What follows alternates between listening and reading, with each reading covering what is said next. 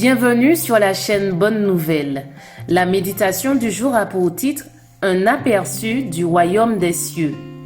Matthieu 17, versets 1 et 2 nous dit: 6 jours après, Jésus prit avec lui Pierre, Jacques et Jean son frère, et il les conduisit à l'écart sur une haute montagne. Il fut transfiguré devant eux, son visage resplendit comme le soleil, et ses vêtements devinrent blancs comme la lumière. Amen. Le soir approche, lorsque Jésus appelle à lui 3 de ses disciples, Pierre, Jacques et Jean, et les conduit à travers champs par un sentier escarpé sur le versant solitaire d'une montagne. S'étant écarté quelque peu, l'homme de douleur répand ses supplications avec de grands cris et des larmes. Il demande la force de supporter l'épreuve en faveur de l'humanité. Il exprime aussi ses désirs en faveur de ses disciples, demandant que leur foi ne défaille point à l'heure de la puissance des ténèbres.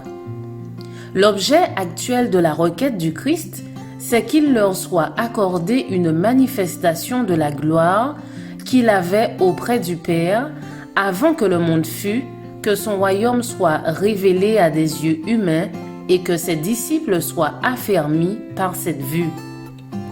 Il demande qu'ils puissent assister à une manifestation de sa divinité, qui les soutiendra à l'heure de son angoisse suprême, en leur apportant la certitude qu'il est le Fils de Dieu et que sa mort ignominieuse fait partie du plan de la rédemption.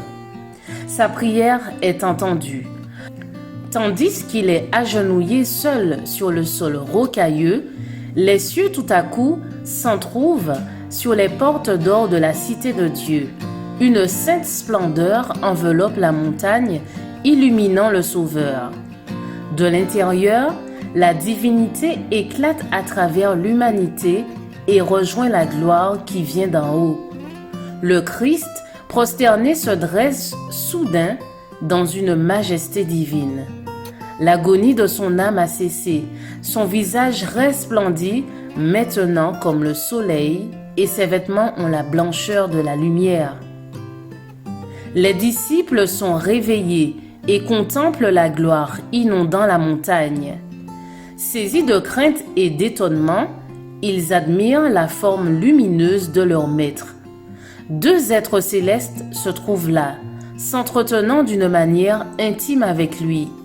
C'est Moïse qui autrefois parla avec Dieu au Sinaï, et c'est Élie qui eut le privilège, presque unique, de ne pas passer par la mort. Le futur royaume de gloire fut montré en miniature sur la montagne. Christ, le roi, Moïse, le représentant des saints ressuscités, Élie, celui des saints transformés. Je vous souhaite une excellente journée, que la grâce du Christ soit avec vous.